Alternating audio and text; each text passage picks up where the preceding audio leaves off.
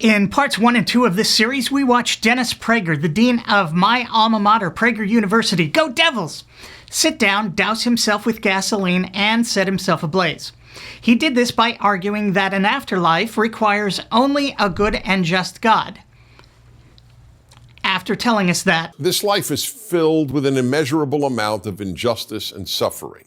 Then, after admitting that he has no idea what happens in this supposed afterlife, people always ask me, so what happens in the afterlife?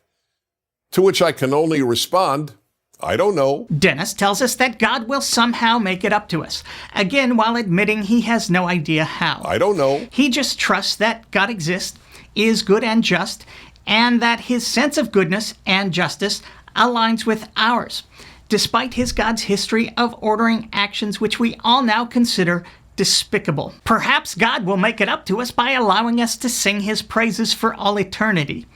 Oh, dear leader, thank you for needlessly creating a world of immeasurable injustice and suffering for us, your children, whom you've made able to feel the pain and loss of this nightmare. Ooh, you are so big, so absolutely huge. Gosh, we're all really impressed down here, I can tell you. For someone who admits to having no idea what happens in this supposed afterlife, I don't know. Dennis sure seems to be certain of what will go on there, at least in terms of righting the injustice and suffering of this life, though he offers not a single detail. I don't know. This is what passes for religious thinking. No evidence, no specifics, no matter. It makes Dennis feel better. My belief in God and the afterlife keeps me sane. This kind of narcissism is indicative of the religious mindset in general. So long as my beliefs make me feel better, I don't have to care about the consequences thereof for the world at large. Had Prager given it a second thought, he'd have realized that the afterlife is actually one of those things making this life even more filled with the immeasurable injustice and suffering Dennis talks about. There are two direct ways the afterlife makes this life an even worse place, and a myriad of indirect ways of which we can only begin to touch the surface. First, the afterlife and Dennis's associated good and just God require believers to accept the injustice and suffering of this life and even embrace it as a potentially good thing. As English cleric John Wesley wrote, "The readiest way to escape from our sufferings is to be willing they should endure as long as God pleases." The theological reasoning goes something like this. If this good and just God created the world this way, filled with immeasurable injustice and suffering, clearly he must have done so for a very good reason. Injustice and suffering must be here for our benefit, as all things work for the benefit of those who love God. Injustice and suffering, it's reasoned, build character and bring one closer to God and Jesus in particular, whose suffering is the very source of our salvation. Though Dennis, being a Jew, can't take it quite that far. This reasoning led to centuries of people accepting their suffering as long as God pleases. You can see it right there in the PragerFU video. Dennis is not the slightest bit bothered or outraged by a supposedly good, all-knowing, all-powerful God who creates evil and a world filled with immeasurable injustice and suffering. Instead, Prager uses the afterlife to give God cover and tell you that everything will work out fine in the end. Trust him. What you're going through now will be made right.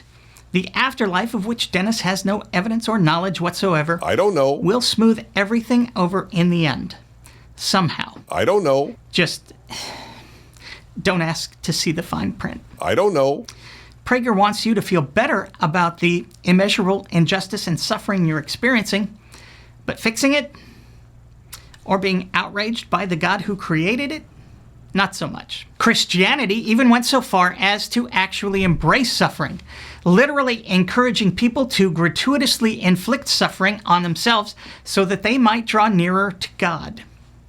Pope John Paul II may have been one of those people so encouraged, bringing with him to his summer residence a favorite belt he might have used for self-flagellation.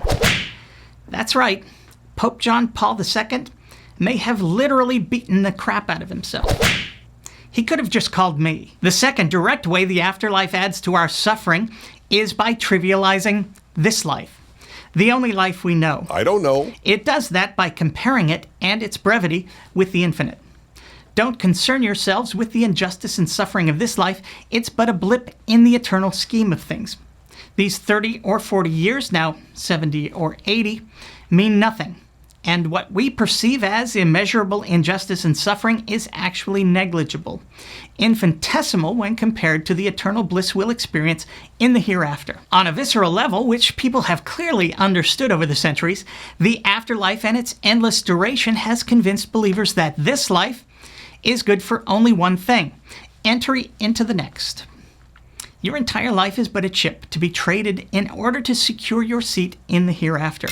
And if that means enduring the immeasurable injustice and suffering God has specifically planned for you, then so be it.